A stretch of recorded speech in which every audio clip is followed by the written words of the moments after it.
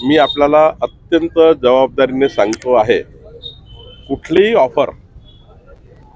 Offer Bharatiya Janata पार्टीने Sushil Kumar शिंदेजी किंवा प्रणिताई शिंदे ते आमचे चांगले मित्र आहेत, ते आमचे पारिवारिक त्यांचे संबंध आहेत, पण अशी कुठलीही ऑफर आम्ही त्यांना दिली नाही आहे। आणि चुकीच्या बातम्या या वर्तमानपत्रात आणि मीडियाच्या माध्यमातून जात आहे। भारतीय जनता पार्टीने कुठलीही ऑफर प्रणितीजी किंवा सुशील कुमारजीला दिली नाही।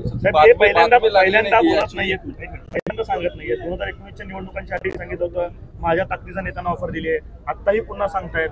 स्वतःची किंमत वाढवून घेण्यासाठी आहे की फक्त खरंच ऑफर दिल्या जात आहे? मी जबाबदारीनं राज्याचा अध्यक्ष म्हणून सांगतो आहे की कुठलीही ऑफर भेटी होणं एक गोष्ट वेगळी आहे। माझी भेट 2-3दा झाली मधल्या काळात, भेटी होणं वेगळा, पण पक्षामध्ये अशी कुठली ऑफर दोघांनी आम्ही दिली नाहीये। पण या पुढच्या कालावधीमध्ये देणार आहात? आम्हाला तशी आवश्यकता नाही आहे।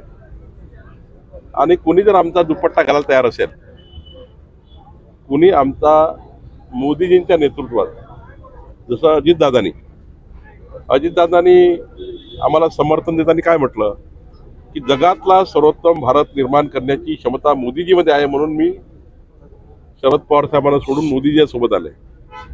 जर कोणी आलं असं जगातला सर्वोत्तम भारत, आत्मनिर्भर भारताच्या संकल्पाला साथ देण्याकरता, आमचा दुपट्टा नेहमी तयार आहे।